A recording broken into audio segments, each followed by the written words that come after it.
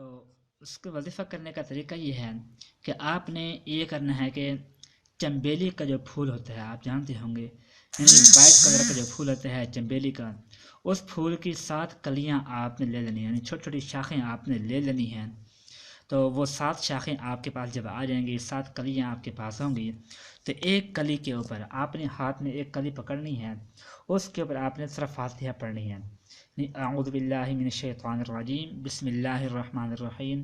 الحمد للہ رب العالمین، الرحمن الرحیم، مالک یوم الدین، ایاک نعبد و ایاک نستعین، اہدنا الصراط المستقیم، صراط الذین انعمت علیہم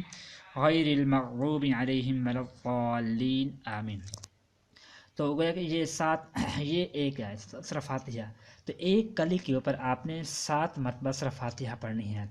تو اس طرح 7 کلیوں کے اوپر آپ نے 7 مرتبہ صرف فاتحہ پڑھنی ہے۔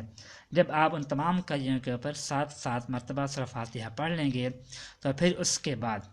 آپ ان کلیوں کو، کہ جس شخص کو آپ نے راضی کرنا ہے اس کے گھر کے سامنے جا کر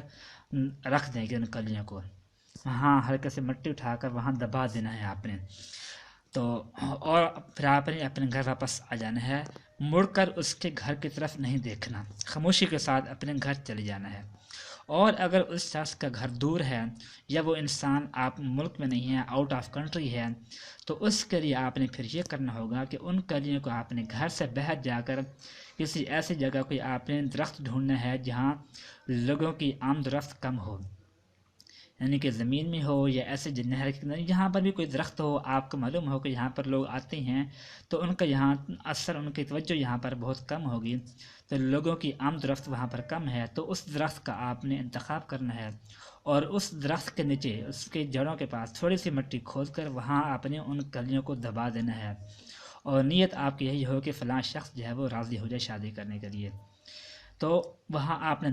دبا کر گھر آ جانا ہے، لیکن جتنا بھی راستہ ہو آپ نے مڑ کر 1 سیکنڈ کے لیے بھی آپ نے مڑ کر اس طرف نہیں دیکھنا جہاں آپ نے ان کلیوں کو دبایا ہوگا۔